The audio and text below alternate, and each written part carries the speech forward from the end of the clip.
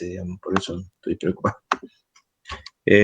Así que vamos a pasar una diapositiva que tengo desde hace un tiempo, que no era la final, digamos, de ninguna manera. Es más, capaz, bueno, ¿qué va a hacer? Bueno.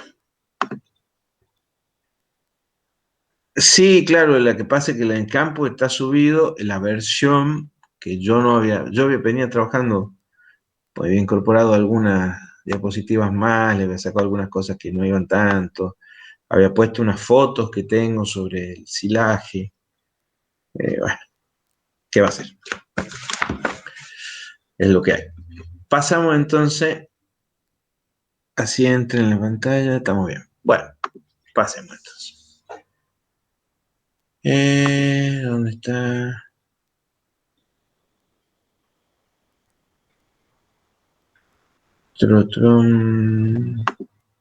Meet, presentar ahora una ventana y la clase de reservas. Compartir. Bueno, por favor. No ha sido tecnológicamente mi mejor mañana hoy. De ninguna manera. Bueno. Díganme que se está viendo bien la clase de reserva forrajera y los tipos básicos de reservas forrajeras originadas en forraje verde. ¿Está bien? Sí, profe. Bueno, me alegra. Me gustó ese sí, profe, ¿no? No sé quién será porque no la estoy viendo, pero le pone actitud. Hasta a mí me ha despertado que estoy tratando de ponerle pila. Entonces, en sí vamos a ver los diferentes tipos básicos de reservas forrajeras que se originan en forraje verde, digamos. ¿Por qué? Acuérdense que también puede haber otras reservas forrajeras, puede haber otras reservas, digamos, que se originen en algún subproducto de la agroindustria, ¿me entienden? Entonces, por ahí también digamos, como que dejo la alternativa, por eso lo pongo que se originan en forrajes verdes. Por las dudas, digamos, yo antes de seguir, quiero que desglosemos y ustedes anoten estas definiciones que les voy a dictar, digamos. Obviamente son preguntas de parcial. Entonces, forraje, porque de repente hemos estado hablando del forraje, qué sé yo, y por ahí no sé si lo hemos definido o no, o si lo tienen o no definido, entonces a mí me gusta que queden las definiciones por escrito. Forraje son plantas u órganos de la misma, o sea, planta o parte de la planta o órganos de la planta, que sirven de alimento al ganado.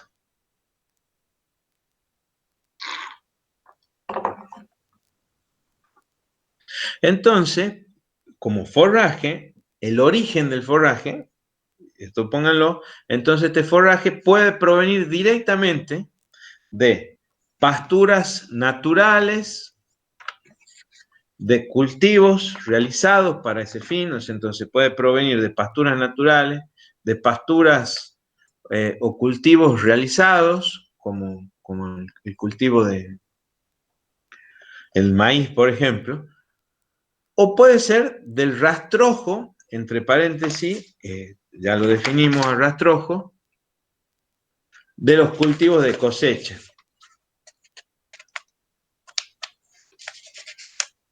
O también pueden ser subproductos industriales. Bien, ¿cuál es el caso típico de subproductos industriales? Que lo vamos a ver en la clase que viene, pero que quede claro, especialmente de molinos, de subproductos de molinos, ya sea de molinos de trigo principalmente, o de alguna otra agroindustria. Eso lo vamos a ver en la clase que viene. Pero quiero que quede claro que como forraje es plantas u órganos de las plantas que sirven de alimento al ganado y que el origen puede ser diverso. Pasturas, ya sean naturales, pasturas implantadas, cultivos como el maíz, puede ser rastrojos de cultivo de la cosecha o, como decíamos, subproductos industriales.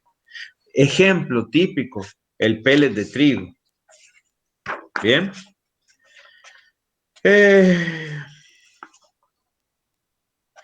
Bien, la definición de rastrojos, bien, que es muy importante que la tengan, es el resto, el rastrojo, como el rastrojo, es lo que queda en pie, resto que queda en pie, se lo digo así para que quede escrita la definición, resto que queda en pie de un cultivo después de ser cosechado, entonces de un cultivo después de ser cosechado en forma mecánica o manual.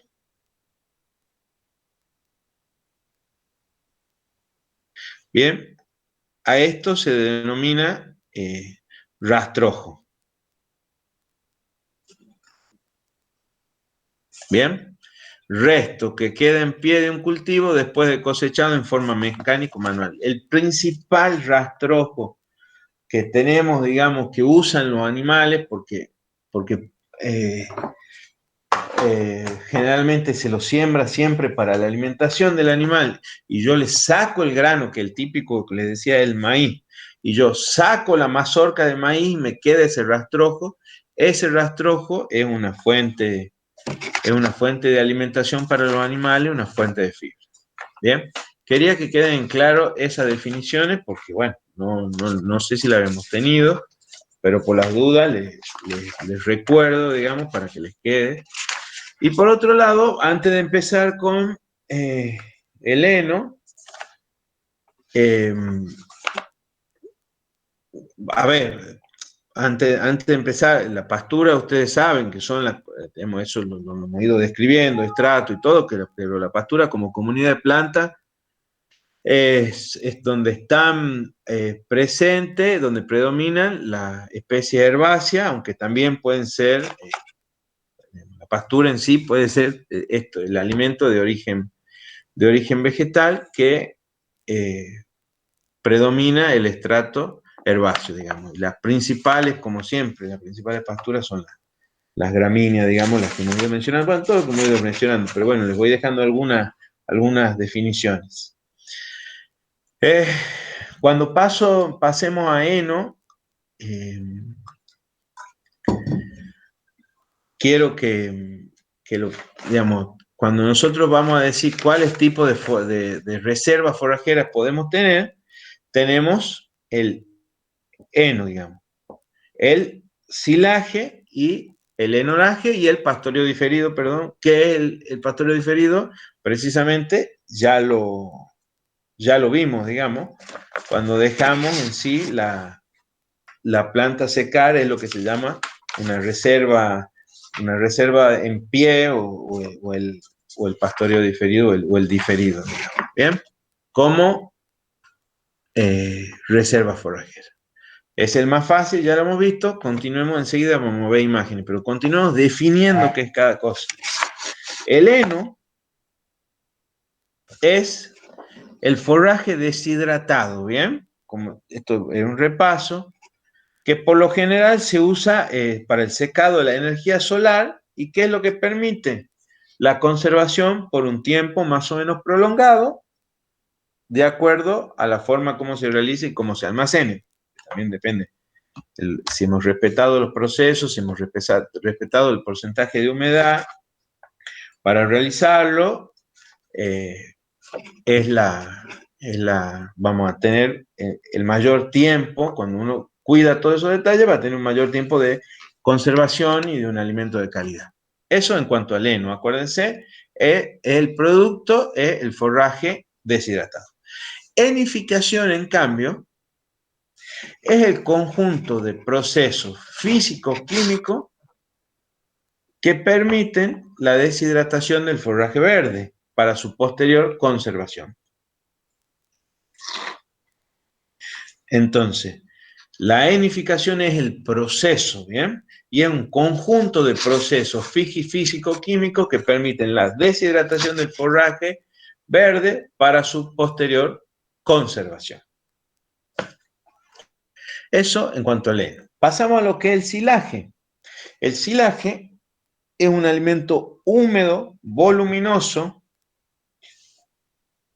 que se obtiene de almacenar el forraje verde en ausencia de aire y en, por supuesto, determinadas condiciones de temperatura y humedad, lo que provoca su fermentación natural y acidificación, permitiendo su conservación por largo tiempo.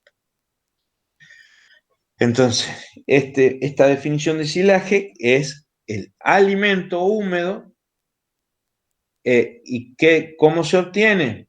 Por almacenar el forraje verde en ausencia de aire, con determinadas condiciones de temperatura y humedad, y que provoca entonces esa fermentación natural, la acidificación, la proliferación de bacterias lácticas acá, y que permiten la conservación por largo tiempo. Ahora, cuando nosotros decimos ensilaje o ensilado, es el conjunto de procesos biofísico-químicos a que se somete el forraje verde hasta la obtención, por medio de la fermentación, de un producto estable que permite su conservación. Básicamente, ¿qué es lo que me interesa que quede?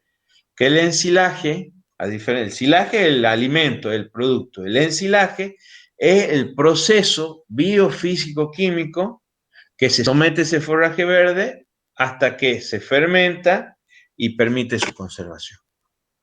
Y terminando, tenemos, para terminar silo, acuérdense el silaje, que acuérdense que el silo es el lugar o la construcción donde se almacena el forraje para que fermente y luego se conserve, ¿bien? Cuando hablamos de silo, hablamos de el lugar o construcción donde se va a almacenar ese forraje para que se produzca el proceso de ensilaje o ensilado y me dé el producto que está acá escrito, que es el silaje. Y por último, pasamos al término enolaje, que es ensilado es una mezcla de procesos, es el ensilado del forraje parcialmente desecado. Bien, resulta entonces de una combinación de enificado con ensilaje. Hasta acá quedan bien las definiciones, digamos, que vuelvo, son repasos, digamos, pero ¿queda claro?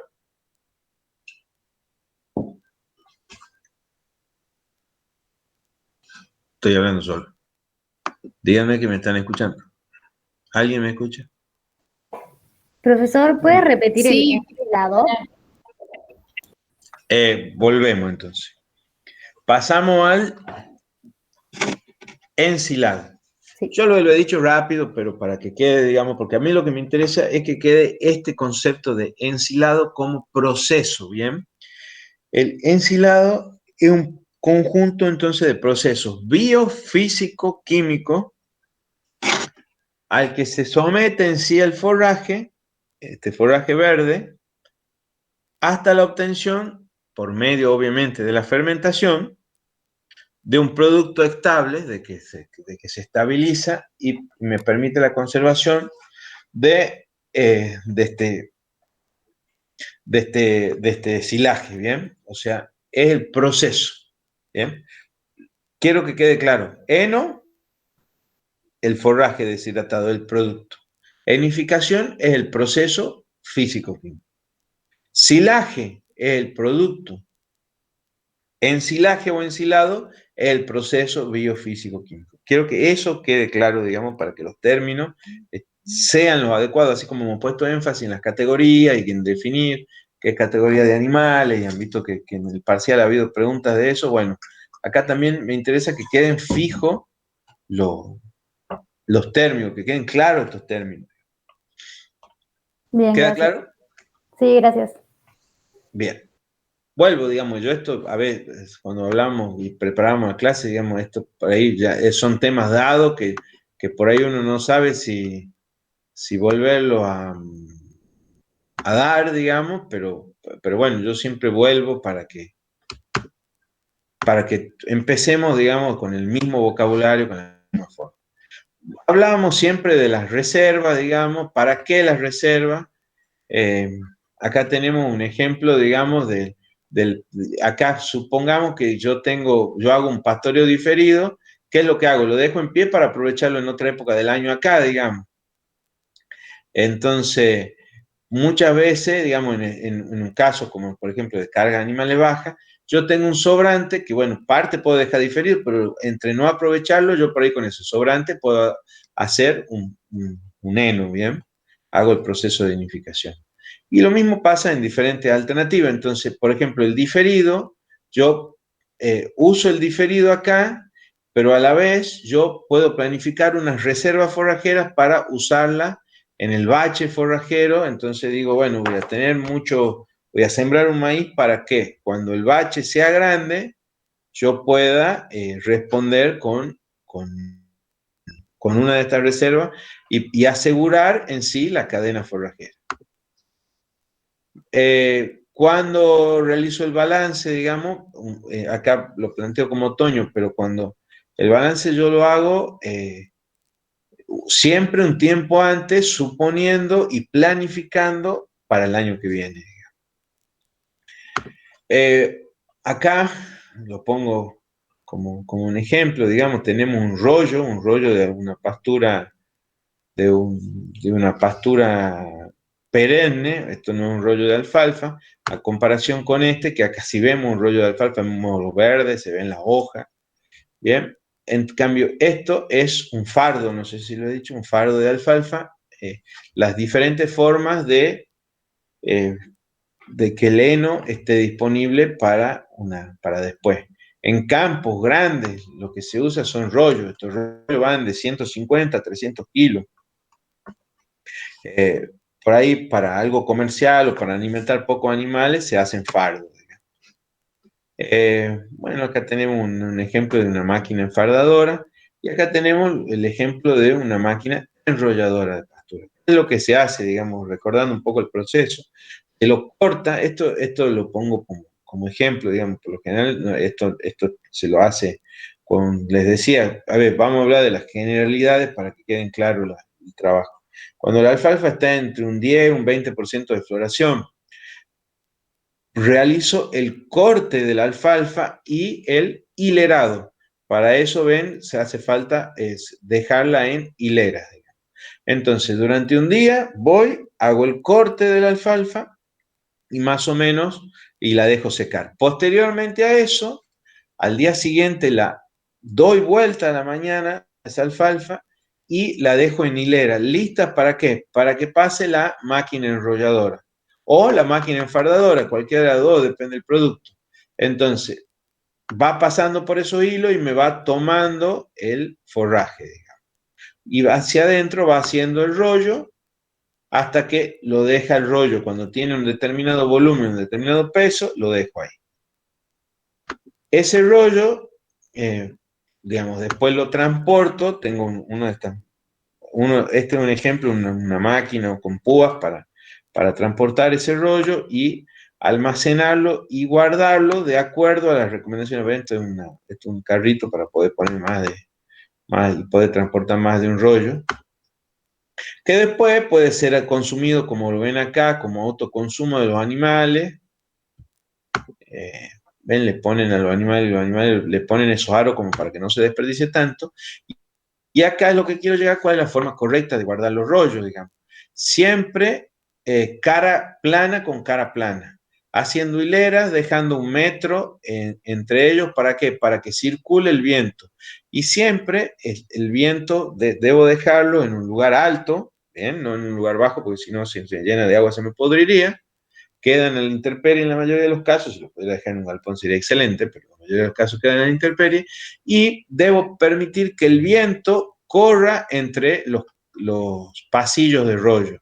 Así no se me genere moho, hongo y se me termina pudriendo el material.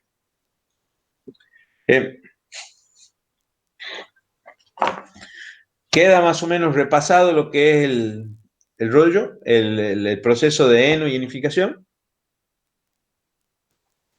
Sí, Yo no les voy a decir porque algo no les tengo que decir. Busquen en la bibliografía y estudien a qué porcentaje de humedad se realiza el corte de la planta y en qué porcentaje de humedad se enrolla. Cuando uno dice que es el momento de realizar el rollo o el faro. Que, por supuesto, la pastura va a estar ahí en el piso, digamos, la cortada, y bueno, van a realizar los diferentes procesos. Seguimos por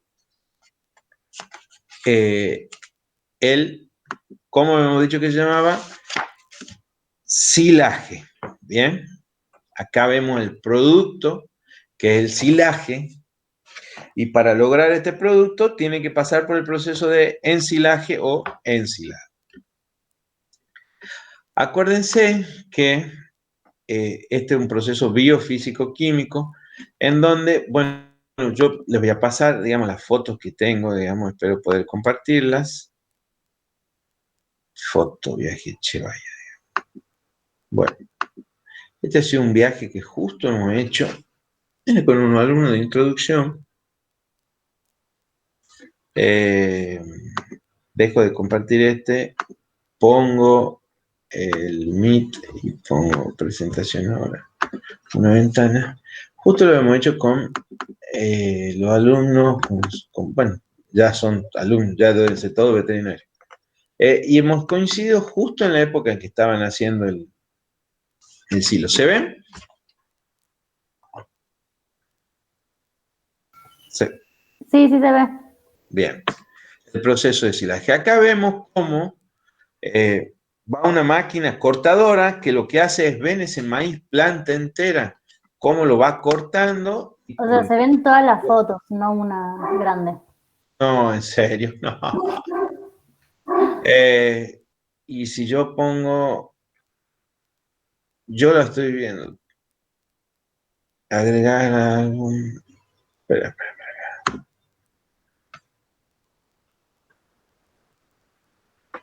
No, esto no está funcionando así. Y ahí, y si yo ahí.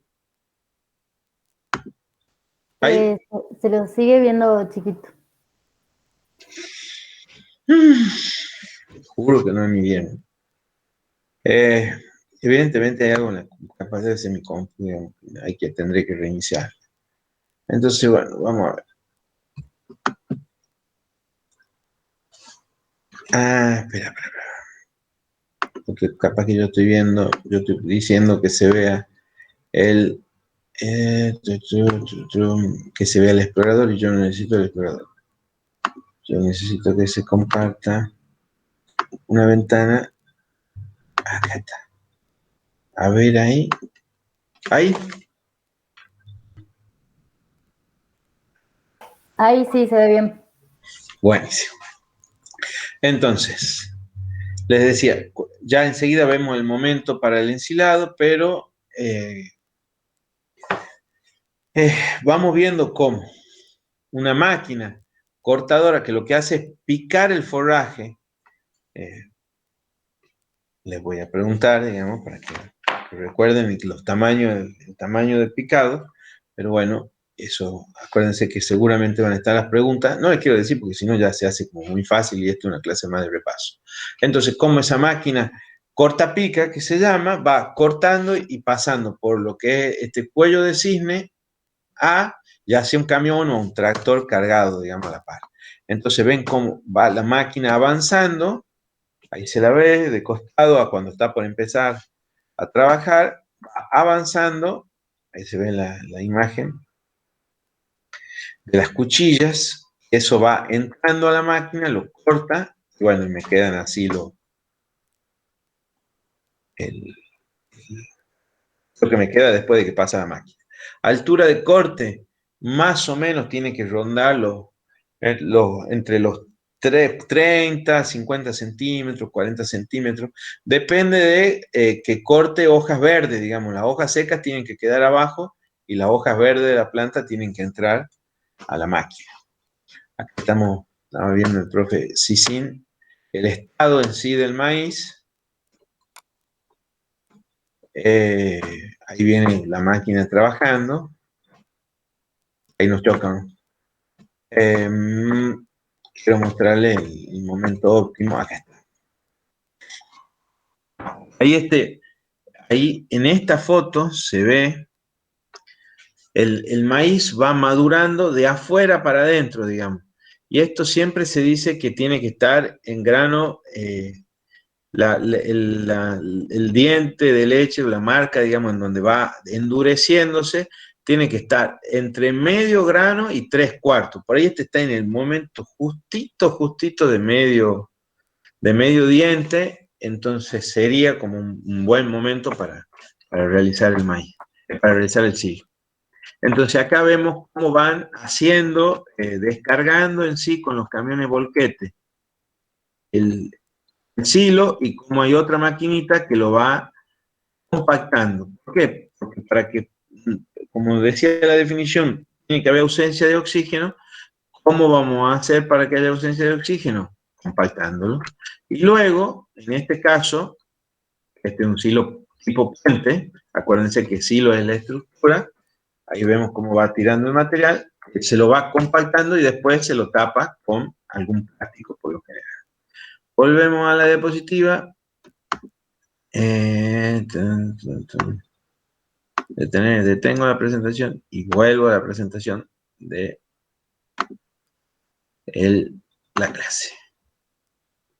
¿Quedado gráfico el proceso?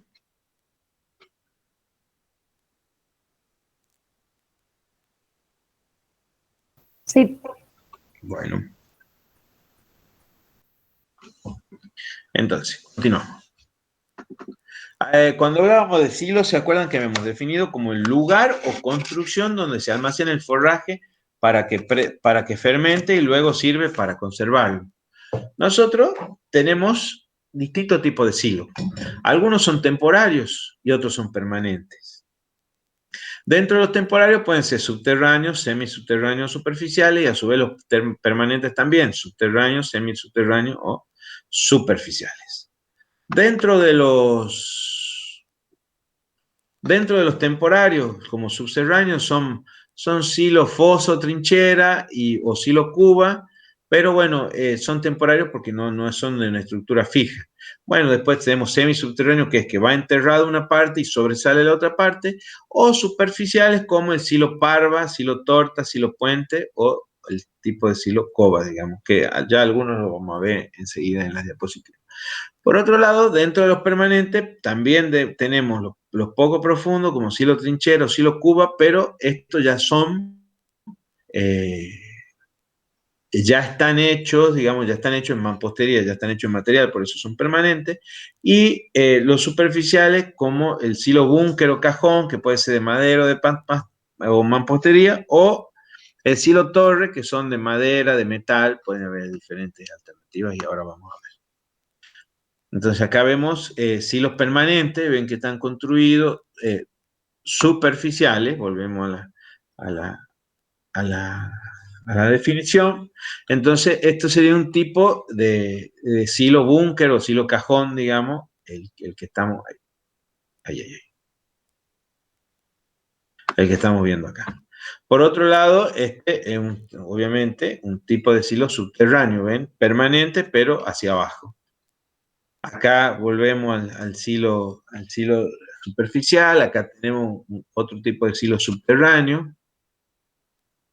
Y acá tenemos lo que son los silos bolsa, digamos. Obviamente son silos temporarios y que me sirven para guardar el alimento que queda ahí embolsado. Acá, digamos, ¿se acuerdan que veíamos que faltaba tapar? Acá vemos un silo tapado con plástico y a su vez reforzado con gomas para que el viento no lo levante, no se rompa y no permita que entre oxígeno al silo. Bueno, con gomas, perdón, con cubierta de la definición. Acá tenemos un silo mal tapado, entonces el material que queda expuesto, que se rompe, queda, ese material no sirve porque entra oxígeno. Lo mismo pasa acá con este silo bolsa. Acá vemos cómo cargar un silo de maíz a través de un chimango, este es un silo de maíz grano, y acá deberíamos cerrarlo de esta manera para que no entre aire, digamos, y no se pudra el material. Acá vemos cómo esto se va cortando y sacando ese silo para la alimentación. Acá se lo va moliendo y poniéndolo retirando y poniéndolo en un carrito transportador, en este caso una mezcladora.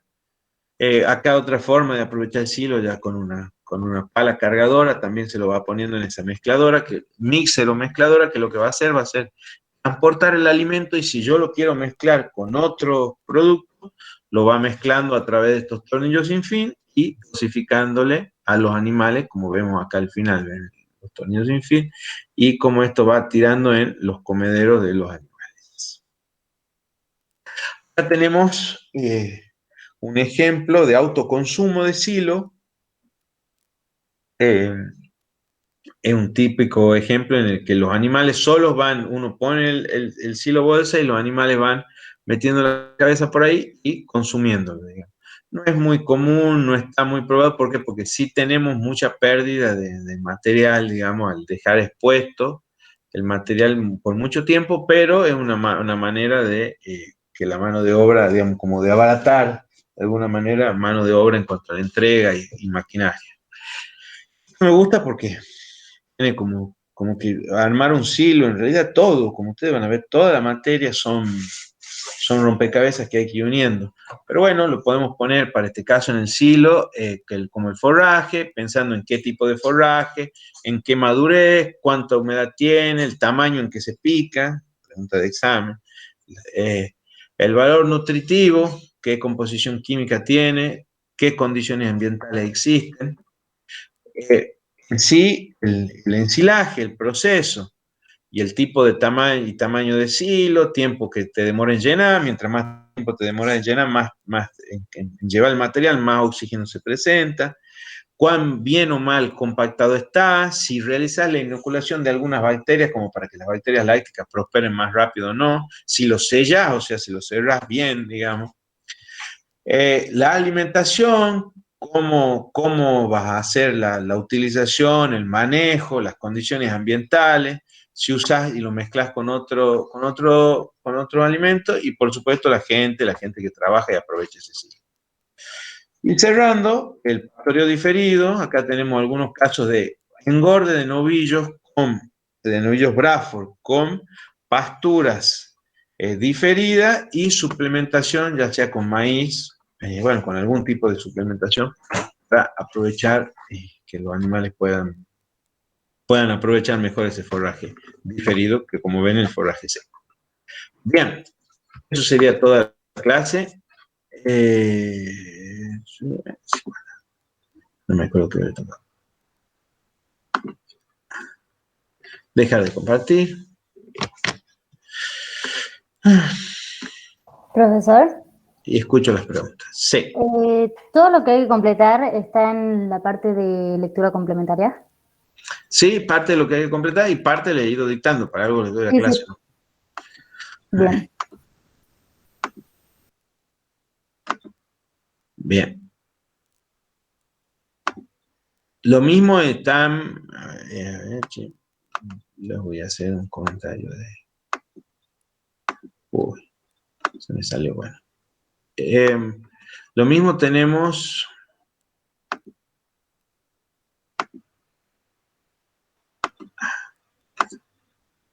Quiero revisar la bibliografía que hemos colgado, que he puesto yo. Básicamente están las clases con las imágenes. Sí, utilización de forraje. La clase entonces de repaso de forraje, la clase de reserva forrajera y la clase del sistema. Y de ahí tenemos algo de pastura, cómo mejorar la oferta forrajera, un libro completo de forraje, y ese libro es buenísimo, así les digo, está absolutamente todo lo que tiene que ver con forraje y su conservación. ese es base. Algunas reservas forrajeras de INTA, digamos, un material de INTA, y qué es un balance forrajero para tratar los temas. Sí, está todo. Perfecto, gracias. Bueno, no sé cuántos quedan, che. Me dice que quedan 18. Sí. Bueno, ¿nadie más tiene alguna pregunta, duda existencial sobre las clases, no?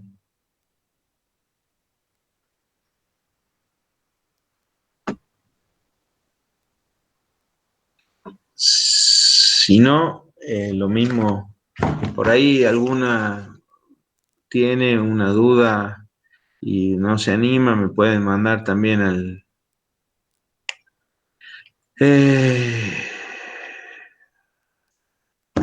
alguna al celular, digamos, que me imagino que lo tienen, por las dudas, lo escribo acá en el curso y listo, estamos bueno, para alguna consulta o duda, y pues si no, para la próxima clase, que es el lunes que viene, a las 8:30 de la mañana. O si cualquier cosa hay alguna modificación para las 9, le escribo en la página.